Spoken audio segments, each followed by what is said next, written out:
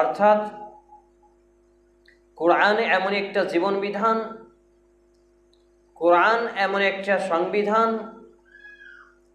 যেই সংবিধান সম্পর্কে আল্লাহ রাব্বুল আলামিন সার্টিফাই করছেন যালিকাল কিতাবু লা রাইবা ফীহি হুদাল লিল মুত্তাকিন। এই গ্রন্থে, এই বইয়ে, এই কিতাবে কোনো জালিয়াতি নেই, সন্দেহ নেই, ডুপ্লিকেটি নেই। হুদাল লিল মুত্তাকিন, যারা নম্র, ভদ্র, পরহেজগার, আল্লাহ ভীতু, আল্লাহ ভীরু, যারা জাহান্নাম থেকে বাঁচতে চায়, জান্নাত পেতে চায়, এ মতো নারী পুরুষদের জন্য পথ নির্দেশনা দানকারী হচ্ছে এ কোরআন। সুবহানাল্লাহ। তো যারা কোরআনকে অবিশ্বাস করে তাদেরকে আল্লাহ রাব্বুল আলামিন চ্যালেঞ্জ করেছিলেন যে তোমরা কোরআনের মতো একটি কোরআন নিয়ে আসো। যদি তোমরা কোরআনের মতো একটি কোরআন নিয়ে আসতে না পারো, আর তোমরা পারবে না, এটা আল্লাহই বলছেন তোমরা পারবে না, তাহলে সেই আগুনকে ভয় করো যার ইন্ধন, জ্বালানি, লকড়ি, খড়ি হবে মানুষ আর পাথর, যেটা অবিশ্বাসীদের জন্য। যারা কোরআনকে বিশ্বাস করে, যারা রাসূল সাল্লাল্লাহু আলাইহি সাল্লামের সুন্নাতকে মানেনি, বিশ্বাস করেনি, তাদের জন্য সূরা আল বাকারা 2 নম্বর সূরা 24 নম্বর আয়াত। তিনি অন্যত্রে বলছেন, ইয়া আইয়ুহাল্লাযীনা আমানু, হে ঈমানওয়ালারা, কু আনফুসাকুম ওয়া আহলিকুম নারা, নিজে বাঁচো, নিজের আহল পরিবার পরিজনকে বাঁচাও। যার অগ্নি, জাহান্নামের অগ্নি থেকে, আগুন থেকে যার লকড়ি হবে, জ্বালানি হবে মানুষ আর পাথর, যাতে নিয়ে যেতে আসে নির্মম হৃদয় ও কঠোর স্বভাবের ফেরেশতা মালাইকাগণ, যারা আল্লাহ আজ তাদেরকে যা আদেশ করেন তা কখনো অমান্য করে না, এবং তারা যা করতে আদিষ্ট হয় তাই করেন। সূরা আত-তাহরিম 66 নম্বর সূরা 6 নম্বর আয়াত। অর্থাৎ এই আয়াতে আল্লাহ রাব্বুল আলামিন বলছেন নিজেকে বিশ্বাসী হতে হবে কোরআনের প্রতি, সুন্নাতের প্রতি, আমল করতে হবে কোরআনের, বাস্তবায়ন করতে হবে কোরআনকে আর সুন্নাতকে। কিতাবুল্লাহ, আল্লাহর কিতাব কোরআন, ও সুন্নাতে রাসূল সাল্লাল্লাহু আলাইহি সাল্লামের সুন্নাহ। তাহলে আল্লাহর কিতাব, রাসূলের সুন্নাহবিহীন জীবন পশু প্রাণীর জীবন, এটা মানুষের জীবন নয়, মুসলমানের জীবন নয়। তো এই জীবন নিয়ে আমাকে নিজেকে গঠন করতে হবে, আমার পরিবার গঠন করতে হবে। এমন নয় আমি নামাজি, আমার বেটা বেটি বৌমা সব বেনামাজি, না। আমি যেমন নামাজি, আমার প্রত্যেকটা পরিবারের সদস্যকে নামাজি বানাতে হবে। আমি যেমন ঈমানদার, আমার প্রত্যেকটা সব পরিবারের সদস্যকে ঈমানদার বানাতে হবে। যদি না পারি তাহলে আমার জন্য জাহান্নামের আগুন অপেক্ষা করছে।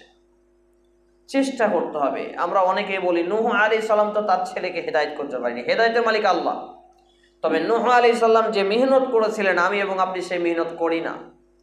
শুধু এটা উদাহরণ এমনিতেই দিয়ে ফেলি। আমরা শুধু স্বার্থপর। আমরা দুনিয়াতে মানুষের কাছে স্বার্থ দেখাতে পারলেও পরকালে আল্লাহর কাছে স্বার্থ দেখাতে পারবো না। আল্লাহর কাছে কোনো বাহানা কাটিয়ে এড়িয়ে যেতে পারবো না। এই ক্ষমতা আল্লাহ রাব্বুল আলামিন আমাকে আপনাকে দেবেন না। অতএব এই পৃথিবীর জীবনে বেঁচে থাকা অবস্থায় আমাকে নিজেকে এবং আমাদের পরিবারকে গঠন করতে হবে। অপরপক্ষে সীমা লঙ্ঘনকারীরা তো জাহান্নামের ইন্ধন বা জ্বালানি বা লকড়ি। সূরা আজ-জিন 15 নম্বর আয়াত।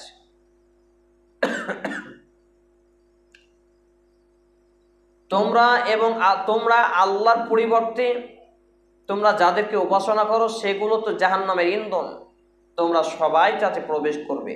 যদি তারা উপাস্য হতো তবে তারা জাহান্নামে প্রবেশ করতো না, তাদের সবাই তাতে স্থায়ী হবে। নাউযুবিল্লাহি মিন যালিক। সূরা আল আম্বিয়া 21 নম্বর সূরা 98 এবং 99 নম্বর আয়াত। মুসলিমদের কথা যদি বাদই দেওয়া যায়, আজকে আমাদের সমাজে নামধারী মুসলিম আছে, কিছু নাস্তিক মার্কা মুসলিম আছে, তাদেরকে মুসলিম বলাও পাপ হবে মনে হচ্ছে। যারা এই যে পূজার মৌসুমে গিয়ে ডান্স করবে, পূজায় যাবে, রাত জাগবে, গান বাজনায় যাবে, মালা কিনবে, ডান্স দেখবে, মূর্তি দেখতে যাবে, পূজা দেখতে যাবে, আর অনেক জায়গায় বাংলাদেশ সহ বিভিন্ন জায়গায় দেখছি তারা আবার এই পাথরের কাছে গিয়ে মাথা নত করছে, অথচ তারা নাকি নামধারী মুসলিম। নাউযুবিল্লাহ। তো যারা এই কাজগুলো করে তাদেরকে তো জাহান্নামে দেওয়া হবেই। তাদের সঙ্গে যে পাথরটাকে, যে মূর্তিটাকে, যে পূজাটাকে তারা ইবাদত করেছিল, উপাস্য বানিয়েছিল, তাদেরকেও জাহান্নামে দেওয়া হবে। এটা এই জন্য যাতে তারা বুঝতে পারে যে আমাদের সঙ্গে আমরা যাদেরকে উপাস্য বানিয়েছিলাম তারা উপাস্য আসলে নয়, তাদের ব্যাধিকে বাড়িয়ে দেওয়ার জন্য তাদের সঙ্গে তাদেরকেও এই জাহান্নামে ঢুকানো হবে। তো আমরা এখান থেকে সুন্দরভাবে কয়েকটি শিক্ষা নিতে পারলাম। এবারে আমরা সংক্ষিপ্ত টাইমে জানব যে পরিবার গঠন কিভাবে করব। আগে ব্যক্তিগত জীবনকে গঠন করতে হবে, তারপর পরিবার। আমি যখন মুসলিম ঘরে জন্মগ্রহণ করেছি, আল্লাহ রাব্বুল আলামিন যখন আমাকে মুসলিম ঘরে জন্মলাভ করিয়েছেন, এই জন্য আমাকে বেশি বেশি আল্লাহর শুকরিয়া আদায় করা উচিত। আলহামদুলিল্লাহ বলুন, আলহামদুলিল্লাহ। কারণ বলুন তো, আজকে আপনি আপনার বাড়ির পাশে যদি একটা হিন্দু থাকে, আপনার গ্রামে একটা হিন্দু থাকে, সে যখন মূর্তি পূজা করে আপনি বলেন ছি ছি ছি, হাতে মাটির মূর্তি বানিয়ে তাকে পূজা করছে, তাকে সাজদা করছে, বলেন না? তাহলে তারা তো এটা করছে, তারা জানে না ইসলাম, এই জন্য এটা তাদের ধর্ম, তারা করছে তাদের ধর্ম। লাকুম দীনুকুম ওয়ালিয়া দীন, তাদের জন্য তাদের ধর্ম, আমাদের জন্য আমাদের ধর্ম। অথচ আমি আপনি মুসলিম এটা দাবি করি, কিন্তু মানি না এবং জানিও না অনেকেই। আমি আর আপনি যে মুসলিম, এই মুসলমান পরিচয় আমার এবং আপনার ব্যক্তিগত জীবনে আগে দিতে হবে। পুরুষ হিসাবে একটা মুসলমানের তার শরীরে যে দাড়ি গজাবে, এ দাড়ি সে কাটতে ছাড়তে পাবে না। যে দাড়ি আছে সেটা তাকে রাখতে হবে। এটা পুরুষের পরিচয়, এটা মুসলমানের পরিচয়। নাম্বার 2, পোশাক হিসাবে একজন মুসলিম পুরুষ টাকনুর উপরে, গোড়ালির উপরে গোল্লা যে গুঠিটা, এর উপরে পোশাক রাখবে আর নাভি পর্যন্ত ঢাকা রাখবে। খালি গায়ে রাস্তা পথে বের হবে না, গেঞ্জি পরে বের হবে না, নাভির নিচে কাপড় পরবে না, বাড়িতেও না। কারণ বাড়িতে ভাবিরা থাকে, আজকাল কাকাতো বোনরা থাকে, ফুফাতো বোন, মামাতো বোনরা থাকে, কিন্তু নির্লজ্জ সমাজে এসবগুলো তারা জানেও না, মানেও না। মুসলমানের পুরুষের এইগুলো বিধান। তারপর তার পোশাকটা এমন হবে, তার গোপগুলো কাটা থাকবে, যেটা মোচ এটা কাঁচি দিয়ে কাটা থাকবে, ব্লেড দিয়ে চেঁচে ফেলতে পাবে না। এরপর দিনে এবং রাতে তাকে 5 ওয়াক্ত নামাজের হেফাজত করতে হবে। তার আগে ফরজ গোসলের যে বিধান, এই বিধান সম্পর্কে তাকে জানতে হবে। ফরজ গোসলের বিধান নিয়ে আপনাদের এখানে প্রায় 2 বার আলোচনা করেছি। ফরজ গোসলের বিধান সম্পর্কে অবগতি রাখতে হবে। তারপরে ফরজ গোসল যখন কমপ্লিট হবে, তার বিধান জানা হবে, অজু সম্পর্কে তাকে জ্ঞান অর্জন করতে হবে, অজু করা নিয়ে। এরপরে দিনে এবং রাতে 5 ওয়াক্ত সালাত নামাজের হেফাজত করবে। যেদিন থেকে তার বয়স 7 থেকে 10 বছর, তারপর থেকে একটা ওয়াক্ত সে ইচ্ছায় জামাত ত্যাগ করতে পাবে না, সালাত ছেড়ে দিতে পাবে না। এইরকম মনস্থ তাকে তৈরি রাখতে হবে। এটা হচ্ছে মুসলিম পুরুষের পরিচয়।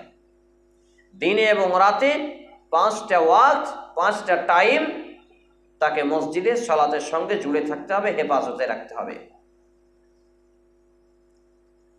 এরপরে সে জীবিকা নির্বাহ করবে, উপার্জন করবে।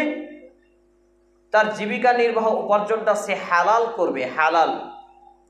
সে যদি বিবাহিত হয়, সাংসারিক হয়, তাহলে সে হালাল উপার্জনে যুক্ত থাকবে এবং তার স্ত্রী, ছেলে মেয়ে সকলের ভরণ পোষণ সে নিজে করবে। স্ত্রীকে উপার্জনের কাজে নিযুক্ত রাখবে না, কারণ স্ত্রীর দায়িত্ব হচ্ছে তার ছেলে মেয়ে সন্তান সন্ততির সেবা করা, তার অর্থাৎ মেয়েটার স্ত্রীর স্বামীর সেবা করা, শ্বশুর শাশুড়ি দেখাশোনা করা, তার পরিবার পরিজন অর্থাৎ বাড়িঘরকে, তার ধনসম্পদ মালকে গুছিয়ে রাখা, আর নিজে পর্দার হেফাজত করা, স্বামীর আনুগত্য করা, সালাত কায়েম করা, ইত্যাদি ইত্যাদি। এবং একজন মুসলিম নারী হিসাবে করণীয় হলো তার পা থেকে মাথা পর্যন্ত পুরো শরীর অঙ্গ প্রত্যঙ্গ ঢাকা থাকবে। সাফাত কোথায় আছো? শোনো,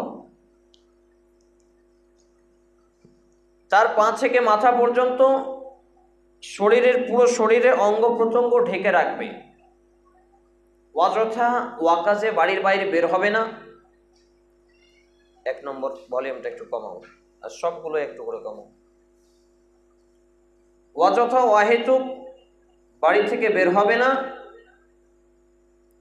এখানে ওখানে যাবে না, বিউটি পার্লারে যাবে না, হাটে বাজারে মাঠে ঘাটে যাবে না, এমনকি বিড়ি দিতে যাবে না।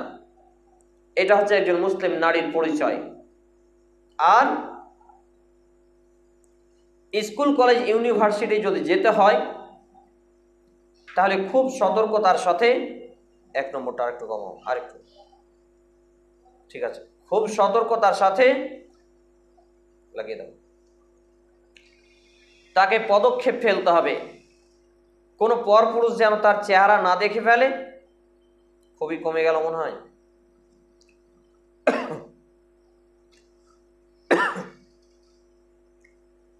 খালাতো ভাই, মামাতো ভাই, ফুফাতো ভাই, দুলা ভাই থেকে শুরু করে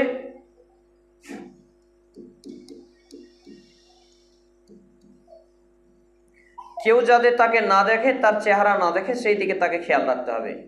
এবার একটু বেড়ে গেল মনে হয়, দেখো তো কি হচ্ছে। আর সে যদি বিবাহিত হয় তাহলে স্বামীর আনুগত্য করবে। প্রত্যেকটা বৈধ কাজে স্বামী যেটা আদেশ করে, যেটা নিষেধ করে, সেটা তাকে মানতে হবে। কারণ নারীদের জন্য সব থেকে বড় দুনিয়ার বুকে যার আনুগত্য ফরজ, সেটা হচ্ছে তার স্বামী। আল্লাহর আনুগত্যের পরে, রাসূল সাল্লাল্লাহু আলাইহি সাল্লামের আদর্শের পরে, আসমানের নিচে জমিনের উপরে সব থেকে তার আপন, সব থেকে তার প্রিয়, যার আনুগত্য ছাড়া নারীর কোনো ইবাদত হয় না, নামাজ রোজা হজ যাকাত কোনো কিছু আল্লাহর কাছে কবুল হয় না, সেটা হচ্ছে তার স্বামী। তাহলে তার স্বামীর আনুগত্য করবে। ছেলে মেয়ের মা যদি হয়, ছেলে মেয়েকে সঠিক টাইমে পেশাব পায়খানার যে শৌচ কার্য, পানি খরচ করা, তা ব্যবহার করবে। আর আজকে আমাদের সমাজে যেসব নারীদের দিকে দেখা যায়, তারা এই কাজগুলো না জানার ফলে, কোরআন এবং হাদিস না বোঝার ফলে বিড়ির কুলা নিয়ে ঘন্টাকে ঘন্টা, বেলাকে বেলা কাটিয়ে রাখে, আর ছেলে মেয়ে পেশাব পায়খানা করে সেখানে হাবুডুবু খেলে, গড়পিটে। এই হচ্ছে আজকে আমাদের অজ্ঞ মুসলিম সমাজের নারীদের অবস্থা। এটা কারণ পুরুষরা একে দুর্বল, তারা দিন সম্পর্কে জানে না, অজ্ঞ জাহেল।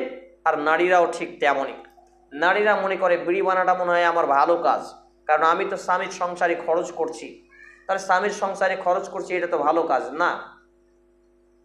এটা যদিও হালাল হতো, হারাম না হতো, তবুও আমরা নাকচ করতাম যে নারীদের উপার্জনের কথা ইসলাম বলেনি।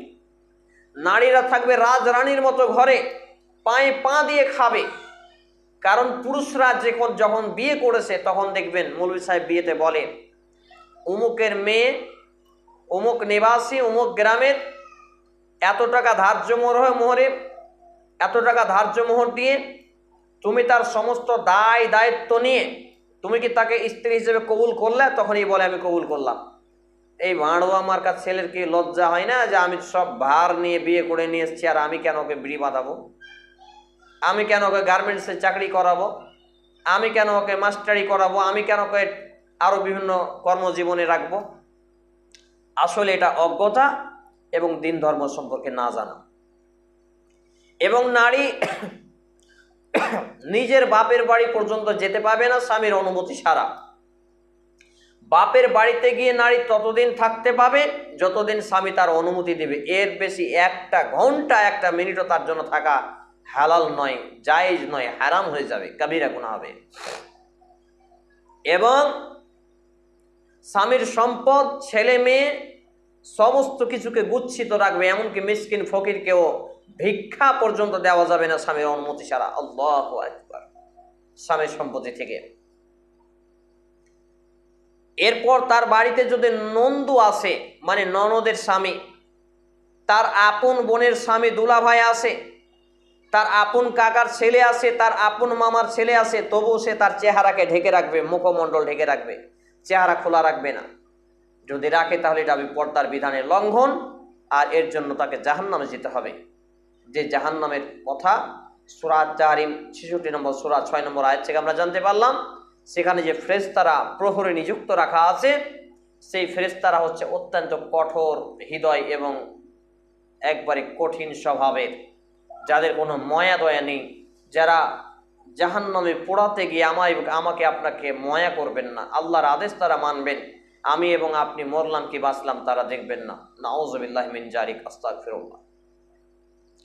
আর দিনে এবং রাতে 5 ওয়াক্ত সালাত আদায় করবে। তার পূর্বে পবিত্রতা অর্জনের যে বিধানগুলো সেগুলোকে জানতে হবে একজন নারীকে, একজন মা হিসাবে, একজন নারী হিসাবে, একজন বোন হিসাবে, একজন স্ত্রী হিসাবে, এবং সেগুলো জেনে একটা একটা করে মানবে। যেমন বেটা ছেলে যতদিন বাইরের খাবার খেতে শিখেনি, মনে রাখবেন, বাইরের যদি কোটার দুধও খাওয়ান, তার পেশাব আপনার জামা কাপড়ে লেগে গেছে, সেই জামা কাপড় আপনাকে ধুয়ে ফেলতে হবে বা খুলে ফেলতে হবে, চেঞ্জ করতে হবে, না তো নামাজ হবে না। মেয়ে ছেলে যদি হয়, বাচ্চা ছেলে, সে জন্মের পর থেকে তার পেশাব আপনার জামা কাপড়ে লেগে গেলে সেটাকে অপবিত্র হয়ে গেল, সেটা ধুয়ে ফেলতে হবে, না তো চেঞ্জ করতে হবে, নইলে সালাত হবে না। তো এই জ্ঞান অর্জন করতে হবে, ফরজ গোসলের জ্ঞান অর্জন করতে হবে, ওযুর জ্ঞান অর্জন করতে হবে। পাশাপাশি দিনে এবং রাতে 5 ওয়াক্ত সালাত তাকে হেফাজত করতে হবে, এবং 5 ওয়াক্ত সালাতের হেফাজত সুন্দরভাবে করবে। এ দোয়া, দরুদ, তাসবিহ, তাহলিল, জিকির, আজগার এগুলোকে একবারে গুরুত্ব সহ আদায় করবে। একজন নারী যদি সঠিক দায়িত্ববান হয়, সঠিকভাবে ইমানদার হয়, আদর্শবান হয়, তাহলে সে এক মুঠাও দিনে বিড়ি বাঁধার সময় পাবে না। শুনে রাখুন এই বিষয়টা। কিভাবে? ইমানদার নারীরা এক মুঠাও বিড়ি বাঁধার সময় পাবেন না। এই কোডটা এখান থেকে নিয়ে যান। যখন ফজরের আজান হলো, ফজরের আজান শুনে আপনি লাফিয়ে উঠলেন, আপনার স্বামীর যদি ফরজ গোসলের প্রয়োজন পড়ে কনকনে শীতের সময়, তাহলে আপনি গ্যাস জ্বালিয়ে আপনি পানি গরম করে দিলেন। আপনার কার্যক্রম শুরু হলো ফজরের আগে থেকে। গোসল করলেন, গোসল করে সালাতে দাঁড়ালেন, আপনার স্বামী মসজিদে চলে গেল, মসজিদ থেকে সে সালাত শেষ করে আসলো, আপনি নামাজ শেষে আপনি বসে আছেন যাই নামাজে, তাসবিহ, তাহলিল, জিকির, আজগার, সুবহানাল্লাহ, আলহামদুলিল্লাহ, আল্লাহু আকবার, লা ইলাহা ইল্লাল্লাহ, আস্তাগফিরুল্লাহ, আস্তাগফিরুল্লাহ ওয়া আতুবু ইলাইহি, একটা একটা করে দোয়া পড়তে আছেন। আপনার স্বামী বাড়ি আসার পরে আপনার স্বামীর জন্য আপনি চা করে দিবেন, টিফিন দিবেন, কোনো খাবার দিবেন। তবে একটি সুন্নতি আমল রাখুন, আপনি প্রাথমিক লেভেলে ফজরের পরে 3টি করে খেজুর খান। প্রত্যেকে উপস্থিত যারা আছেন, স্বাস্থ্য ভালো থাকবে, শরীর ভালো থাকবে, ব্রেন ভালো থাকবে, মাথা ভালো থাকবে ইনশাআল্লাহ তাআলা। এখান থেকে নিয়ে যান। ফজরের পরে ফার্স্ট টাইম যদি আপনি পারেন উষুম 1 গ্লাস গরম পানি, আর যদি এটা আগে না পারেন তাহলে আপনি 3টা খেজুর খান। 3টা খেজুর খেয়ে 1 গ্লাস উষুম গরম পানি পান করুন। আপনার পেট সহ যাবতীয় অসুখ দমন থাকবে ইনশাআল্লাহ তাআলা। এইভাবে আপনার ফজরের পর থেকে আপনার দৈনন্দিন জীবনের রুটিন চালু হয়ে গেল। এবার আপনার ছেলে মেয়ে উঠলো, একটু ছেলে মেয়েকে ফজরের পরে পরে জাগিয়ে তুলবেন। ছেলে মেয়ে যতই ছোট হোক, ফজরের পরে পরে। অনেক মা আছেন, অনেক বোন আছেন যারা বলেন ছেলেটা এখন ঘুমাচ্ছে, বাচ্চা ছেলে। না, এই স্বভাব রাখবেন না, তাকে বাচ্চা থেকে এই আদর্শ দিবেন। সুন্দরভাবে আপনাদের যখন নামাজ শেষ হয়ে গেল, কোরআন তেলাওয়াত শেষ হয়ে গেল, এমনকি কোরআন তেলাওয়াতের আগে আপনি তাদেরকে জাগিয়ে দেন। আপনার নামাজ শেষ হয়ে গেছে, তাদেরকে জাগিয়ে দেন। এবং ফজরের আগে যদি পারেন জাগাতে, তবুও জাগান সুন্দরভাবে। আপনি পেশাব পায়খানা সারেন, তাদেরকে পেশাব পায়খানা সারিয়ে নেন। আপনি নামাজে দাঁড়ান, ছোট্ট ছোট্ট বাচ্চা ছেলে মেয়েদেরকে পাশে বসান বা শোয়ান বা দাঁড় করান। দেখেন এই অভ্যাস তাদের জীবনে মৃত্যু পর্যন্ত থেকে যাবে। সুবহানাল্লাহ। কিন্তু আমরা কৌশল জানি না। ছেলেটা যখন 12 বছর 15 বছর হয়েছে, বেয়ারা বখাটে হয়েছে, গান বাজনা শুনে বেড়াচ্ছে, করে বেড়াচ্ছে, চুল ইচিং ফিচিং করে কাটছে, আর কত কি করছে, তখন বাপ মা বলছে ছেলেটাকে মানুষ করতে পারলাম না। আপনি তো নিজেও অমানুষের আচরণ করেছেন, ছেলেটা মানুষ হবে কি করে? তাহলে ছেলেটাকে মানুষ করতে গেলে এই পদ্ধতি আপনাকে অবলম্বন করতে হবে। সে যখন দেখবে যে আমার মা কি করছে এত সকালবেলা, এখনো ফজর এখনো সকাল হয়নি, সূর্য ওঠেনি, কি করে, তার মনে একটা চাহিদা জাগবে এবং এই চাহিদার উপরে তার জীবন কাটবে ইনশাআল্লাহ তাআলা। এইভাবে আপনি যখন কোরআন তেলাওয়াত করছেন, তাকে পাশে রাখুন, গুনগুন করে কোরআনের শব্দ তার কানে যাবে। তার কোরআনের শব্দ যখন কানে যাবে, সে কোরআনের প্রতি আকৃষ্ট হবে, সে কোরআনকে জানতে শিখবে, বুঝতে শিখবে। আল্লাহু আকবার। এবারে সকাল সন্ধ্যার যে দোয়া আছে, আপনি সকালবেলার দোয়া পড়ুন। পারলে চাস্তের সালাত আদায় করুন সূর্য ওঠার পরে 2 রাকাত। এবং প্রায় অনেকটি দোয়া আছে, যে দোয়াগুলো আমার লেখা বইটিতে দেওয়া আছে, দোয়াগুলো একটা একটা করে পড়তে থাকুন। বিশেষ করে কুল হুয়াল্লাহু আহাদ, কুল আউযু বিরাব্বিল ফালাক, কুল আউযু বিরাব্বিন নাস এবং কুল ইয়া আইয়ুহাল কাফিরুন, এই 4টি কুল 3 বার করে কম করে পড়ুন। দিয়ে আপনার জীবনযাত্রা শুরু। এবার শুরু হলো টিফিনের পালা। আপনার ছেলে মেয়েকে নাস্তা পানি টিফিন যা দিলেন। অনেকেই সকাল সকালে স্কুল আছে, স্কুলে পাঠালেন। স্কুলে পাঠানোর সময় আপনি দোয়া বলে দিন, বিসমিল্লাহি তাওয়াক্কালতু আলাল্লাহি ওয়ালা হাওলা ওয়ালা কুওয়াতা ইল্লা বিল্লাহ। বাড়ি থেকে বের হওয়ার দোয়া। অনেকে বাড়ি থেকে বের হওয়ার সময় ফি আমানিল্লাহ বলে, বিভিন্ন হুজুররা দোয়া বলে, এই দোয়া চলবে না। বিসমিল্লাহি তাওয়াক্কালতু আলাল্লাহি ওয়ালা হাওলা ওয়ালা কুওয়াতা ইল্লা বিল্লাহ আপনি আপনার ছেলে যদি বলতে পারে, আপনার মেয়ে যদি বলতে পারে, তাকে বলিয়ে দেন, শিখিয়ে দেন এবং আপনি জোরে জোরে বলুন, দিয়ে তাকে স্কুলে পাঠিয়ে দিলেন। এবার আপনার স্বামী কাজে যাবে, আপনি টিফিন করলেন, এই করে আপনি শুরু করলেন।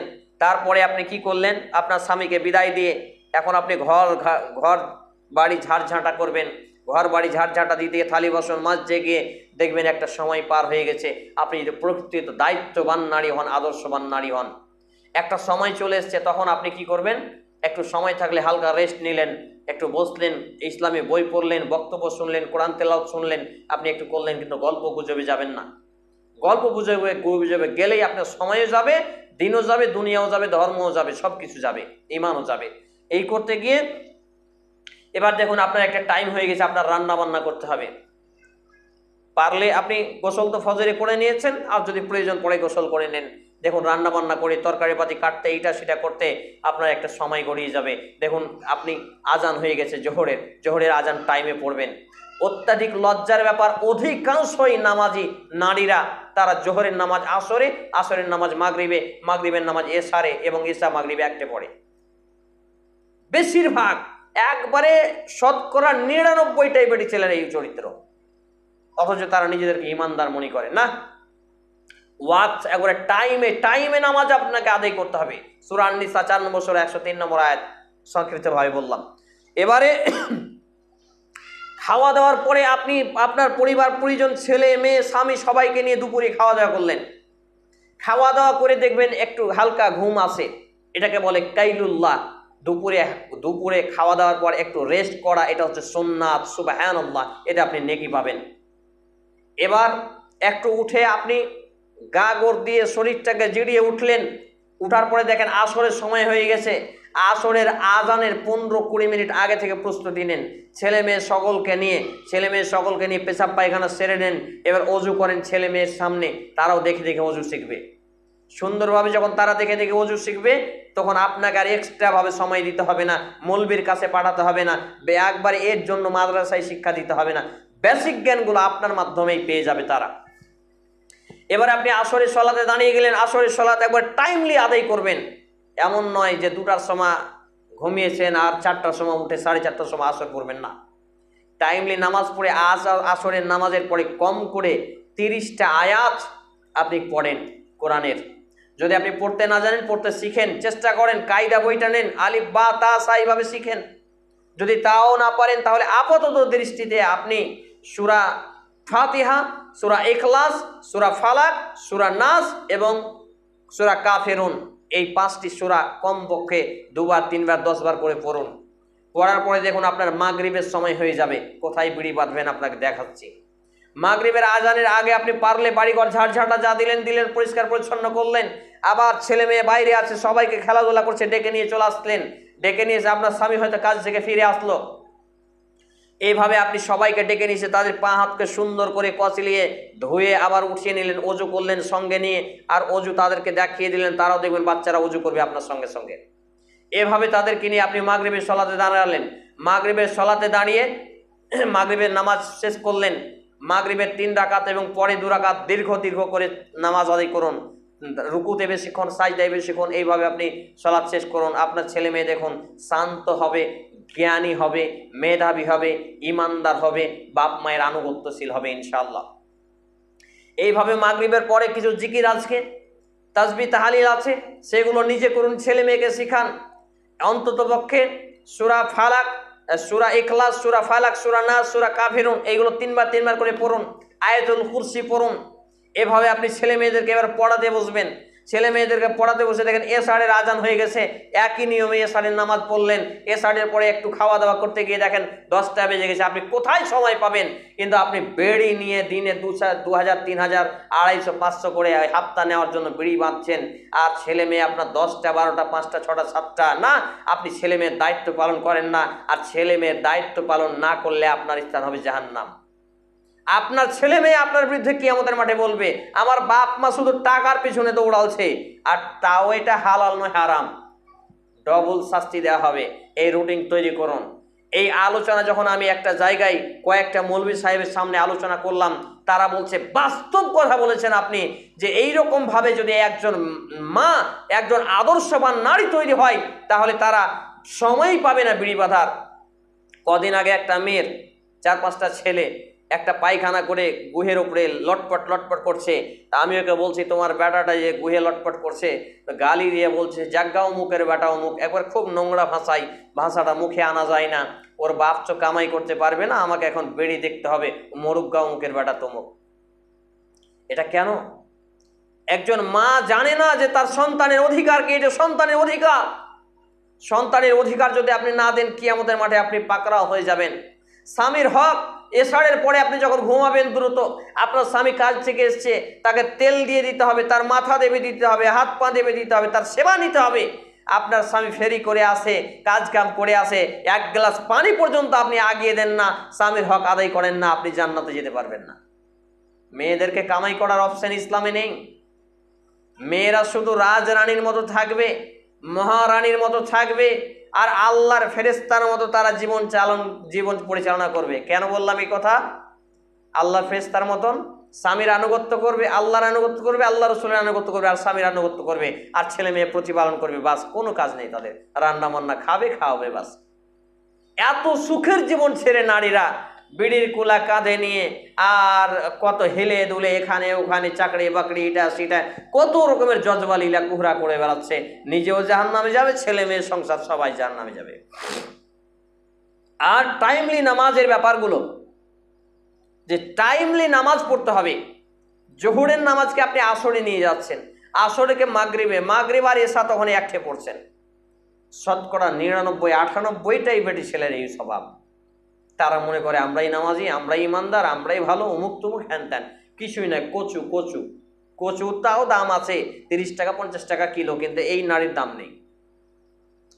আবু হুরায়রা রাদিয়াল্লাহু তাআলা আনহু তিনি বলছেন, আল্লাহ রাসূল সাল্লাল্লাহু আলাইহি ওয়াসাল্লাম বলেছেন, কাতারের কি ফজিলত, প্রথম কাতারের কি ফজিলত, আজান ও প্রথম কাতারের কি ফজিলত রয়েছে, তা যদি মানুষরা জানতো, তাহলে কুরআনের মাধ্যমে বাছাই ব্যতীত কোনো সুযোগ থাকতো না।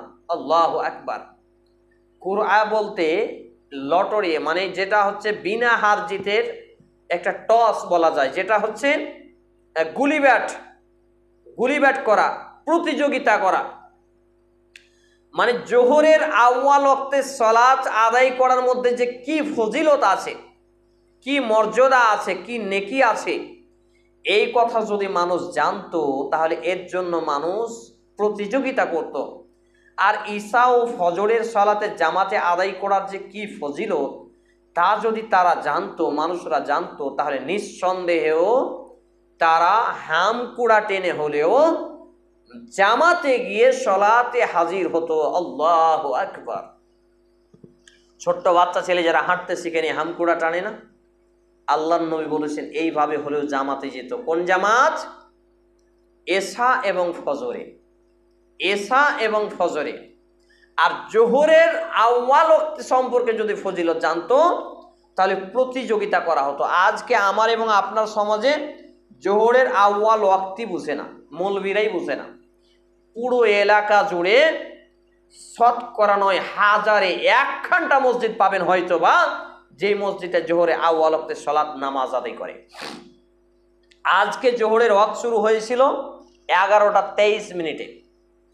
ওয়াক্ত শুরুর 5 মিনিট পরে যদি আজান দেয়, তাহলে 11টা 28, আমি ধরে নিলাম 11:30টায় আজান, তাহলে 15 মিনিট পর জামাত হলে 11:15টায় জামাত হয়। সেই জামাতকে ভণ্ড মৌলবীরা, পেট পূজারীরা এই গন্ড সদ্দার মরল মূর্খ অযোগ্য মসজিদ কমিটি মাতাব্বর এই জাহেল ডারমাগুলো যারা অযোগ্য ব্যক্তি দায়িত্বে আছে এরা কোথায় নিয়ে গেছে? 12:30টায় আজান, 1:45টায় জামাত। কেউ কেউ করেছে 12:15 বা 20-তে আজান আর 40-এ জামাত, কেউ 12:15টায়, কেউ 12:30টায়। এইভাবে ভণ্ডামি করে কত দূর নিয়ে গেছে। এখন এই সময়টাকে 3 ভাগে ভাগ করতে হবে। মানে আজকে জুমা ছিল তো 11:23, 11:30 যদি ধরা যায়, 2:41-এ আসর শুরু হয়ে যাচ্ছে। তাহলে এখানে যদি 1 মিনিট পাচ্ছিয়ে দিই তাহলে 2:40, তাহলে হচ্ছে 11, 12, 1, 2, তাহলে 2 ঘন্টা 40 মিনিট। আর এইদিকে ওই মোটামুটি 2 ঘন্টা 45 মিনিট। 2 ঘন্টা 45 মিনিটকে যদি 3 ভাগে বিভক্ত করা যায় তাহলে প্রায় 1 ঘন্টা 21 মিনিট করে পাওয়া যায়, 0.81 মিনিট পাওয়া যায়। এবার এটাকে যদি গুণিত 2 করে তাহলে হচ্ছে 1 ঘন্টা 63 মিনিট, 1.63 ঘন্টা। এই সময়টাকে ক্যালকুলেশন করে 3 ভাগে বিভক্ত করে দেখা যায় যে মোটামুটি এখন 12:30টার মধ্যে যদি নামাজকে মানে 12:25 থেকে 20-র মধ্যে যদি নামাজটাকে শেষ করে দেওয়া যায় তাহলে আউয়াল ওয়াক্তে পড়ে। কিন্তু আপনার মসজিদ আজানই শুরু হয় 12:30-12:30 সময়, তাহলে আপনি নামাজ পড়বেন কটায়? তাহলে আউয়াল ওয়াক্তে সালাত, বিশেষ করে জোহরেরটা হচ্ছে না আমাদের সমাজে। আর আল্লাহর নবী এশারের জামাতটাকে একটু লেট করতে বলেছেন। দেখেন প্রায় এলাকাতে 7:30 থেকে আজান শুরু হয়ে যাচ্ছে। এগুলো ড্যাড়মামি ছাড়া কিছুই নয়, আর কিয়ামতের আলামতও বলা যায় এগুলোকে। কারণ ইলম কম, জ্ঞান কম, বিবেক কম, আর ভোঁটি লোডের জন্য ছুটে বেড়াচ্ছে আর যা ইচ্ছা তাই করছে। তো এই হাদিস বর্ণিত হয়েছে যে জোহরের সলাত আউয়াল ওয়াক্তে যদি মানুষ জানতো মর্যাদা ফজিলত তাহলে তারা প্রতিযোগিতা করত। আর এশা এবং ফজরের জামাতে সলাতে নামাজে যে কি মর্যাদা আছে এটা যদি মানুষ জানতো তাহলে ছোট্ট ছেলে, বাচ্চা ছেলেরা, মেয়েরা যেমন হামকুড়া টেনে খেলা করে তার বাপ মায়ের কাছে ছুটে যায়, এইরকম হামকুড়া টেনে হলেও, হামাগুড়ি দিয়ে হলেও তারা মসজিদে জামাতে যেত। আল্লাহু আকবার। হাদিস বর্ণিত সহিহ আল বুখারী গ্রন্থে তাওহীদ প্রকাশনী এন্ড পাবলিকেশন অধ্যায় নম্বর 10 কিতাবুল আজান, হাদিস নম্বর 615, 654, 721, 2689। আধুনিক প্রকাশনী বুখারী হাদিস নম্বর 580।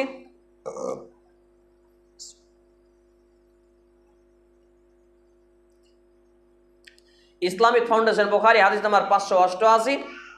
সহিহ মুসলিম হাদিস একাডেমি অধ্যায় নম্বর 4 কিতাবুস সালাত 28 অনুচ্ছেদের হাদিস নম্বর 867।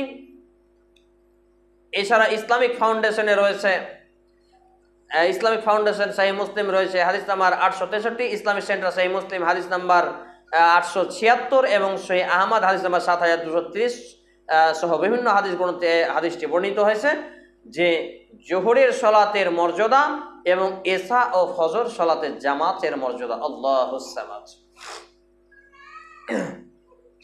তো অত্যন্ত দুর্ভাগ্যের ব্যাপার,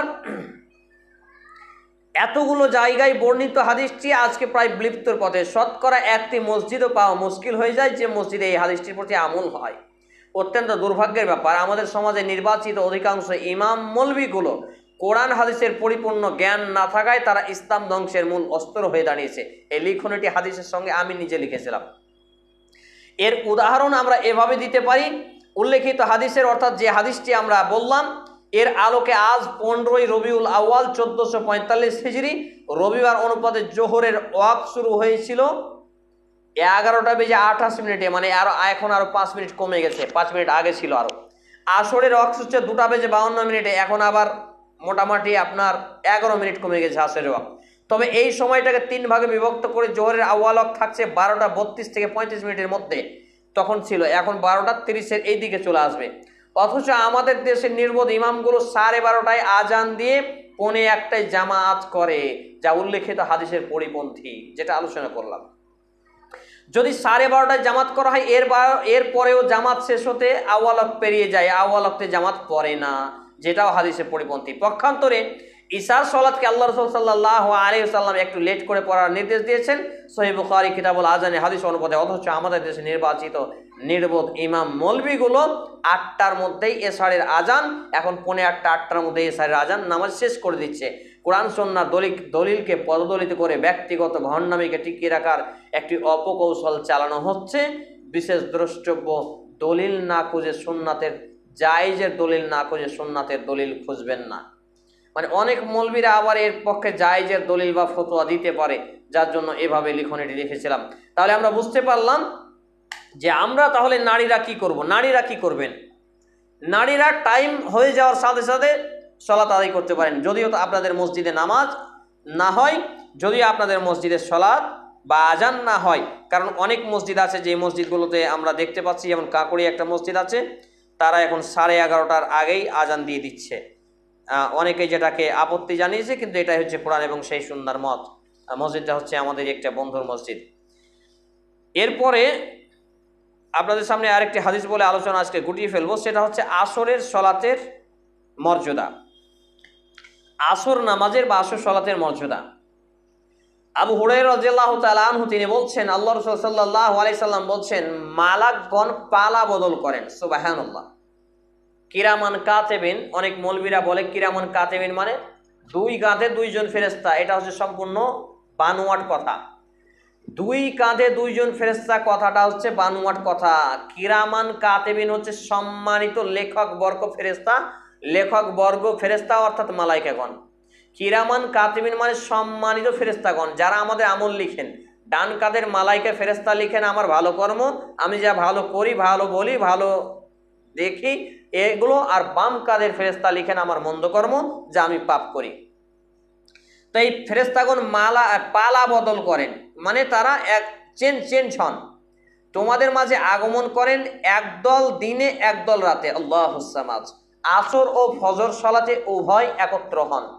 আসর এবং ফজরের নামাজে ফেরেশতাগণ একত্রিত হয়ে যান। আল্লাহুস সামাদ। অথবা তোমাদের মাঝে রাত যাপনকারী দলটি উঠে যান, তখন তাদের প্রতিপালক তাদের জিজ্ঞেস করেন। অবশ্যই আল্লাহ তাআলা জানছেন, তারপরে তার ফেরেশতাদের জিজ্ঞেস করছেন, আমার বান্দাদের কোন অবস্থায় রেখে আসলে? উত্তরে তারা বলে, আমরা তাদেরকে সালাতে রেখে এসেছি। আল্লাহুস সামাদ। আর আমরা যখন তাদের নিকট গিয়েছিলাম তখনও তারা সালাতরত অবস্থায় ছিলেন। আল্লাহুস সামাদ। তো আমাদের 2 কাঁধের যে ফেরেশতাগণ মালাইকাগণ, ইনারা চেঞ্জ হন, মানে একদল আসেন আর একদল যান, একদল আসেন আর একদল যান। তো আল্লাহ তাআলা নিজে জানেন যে আমার বান্দাবান্দি কি করছেন, তারপরে তিনি জিজ্ঞেস করছেন ফেরেশতাদেরকে যে আমার বান্দাবান্দিকে কিভাবে রেখে আসলে? তখন তারা বলবে যে আমরা সলাতে রেখে এসেছি, আসরের সলাতে। আবার ফজরের সময় যখন যদি জামাতে পায় তাহলে ফজরের সলাতে। সুবহানাল্লাহ। তাহলে কত মর্যাদা। হাদিস বর্ণিত যে সহিহ আল বুখারী গ্রন্থের হাদিস নাম্বার 555, 3223, 7429, 7486। সহিহ মুসলিম 5 নম্বর অধ্যায় 36 নম্বর অনুচ্ছেদের হাদিস নাম্বার 632, সহিহ আহমদ হাদিস নাম্বার 10313 ক্রমিক নম্বরে হাদিস বর্ণিত হয়েছে। সম্মানিত উপস্থিতি মা এবং বোন, তাহলে আমরা এখান থেকে সুন্দরভাবে যে বিষয়টি জানতে পারলাম যে আসরের সলাতের মর্যাদা, তাহলে আমরা 4টি ওয়াক্ত প্রায় পেয়ে গেলাম। কয়টি? ওইদিকে পেলাম জোহর, তারপর পেলাম এশা এবং ফজর, আর এখন পেয়ে গেলাম আসর। 4টি ওয়াক্ত পেয়ে গেলাম।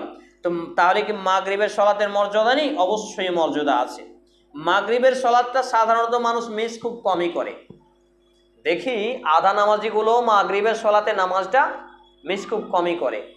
দিনে যেখান থেকে এলো বাজারঘাটে আছে, তখন মাগরিবে দেখি তারা চলে যায়। সালিম ইবনে আব্দুল্লাহ রাহমাহুল্লাহ তার পিতা থেকে বর্ণনা করেন যে তিনি আল্লাহ রাসূল সাল্লাল্লাহু আলাইহি সাল্লামকে বলতে শুনেছেন, আগেকার উম্মতের স্থায়িত্বের তুলনায় তোমাদের স্থায়িত্ব হলো আসর সালাত থেকে নিয়ে সূর্য অস্ত যাওয়ার মধ্যবর্তী সময়ের ন্যায়। সুবহানাল্লাহ।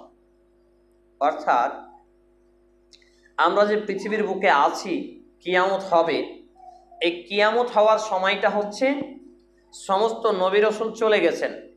তো সারা দিন পেরিয়ে যেমন আসরের আজান হলো, আসরের আজান থেকে নিয়ে মাগরিবের আজান পর্যন্ত এই সময়টুকুতে আমরা আছি। আল্লাহুস সামাদ। মানে কিয়ামতের কত কাছাকাছি আছি, এই হাদিসের প্রথম অংশ এটা। আর বাকি নবী রসুলরা 1,24,000 যে নবী রসুল আল্লাহ তাআলা পাঠিয়েছিলেন, এই সমস্ত নবীদের সারা দিনটা পেরিয়ে গেছে। এখন এইটুকু অংশ আছে আসর থেকে সূর্যাস্ত পর্যন্ত। তাওরাত অনুসারীদের তাওরাত দেওয়া হয়েছিল, তারা তা অনুযায়ী কাজ করতে লাগলো। যখন দুপুর হলো তখন তারা অপরাগ হয়ে পড়লো, তাদের এক কিরাত করে পারিশ্রমিক প্রদান করা হয়। আর ইনজিল অনুসারীদেরকে ইনজিল দেওয়া হলো, তারা আসরের সালাত পর্যন্ত কাজ করে অপরাগ হয়ে পড়লো, তাদেরকে এক কিরাত করে পারিশ্রমিক দেওয়া হলো। অতঃপর আমাদের কোরআন দেওয়া হলো, আল্লাহুস সামাদ, আমাদের কোরআন দেওয়া হলো, আমরা সূর্যাস্ত পর্যন্ত কাজ করলাম, আমাদের 2 কিরাত করে নেকি মজুরি দেওয়া হলো। সুবহানাল্লাহ। এতে উভয় কিতাব সম্প্রদায় বলল, হে আমাদের প্রতিপালক, তাদের 2 কিরাত করে দান করেছেন আর আমাদের এক কিরাত করে, অথচ আমলের দিক দিয়ে আমরাই বেশি। আল্লাহ তাআলা বললেন, তোমাদের পরিশ্রমের ব্যাপারে আমি কি তোমাদের প্রতি কোনো রূপ জুলুম করেছি? তারা বলল না। তখন আল্লাহ তাআলা বললেন, এ হলো আমার অনুগ্রহ, যাকে ইচ্ছা দেয়। সুবহানাল্লাহ। এটা হচ্ছে হাদিসে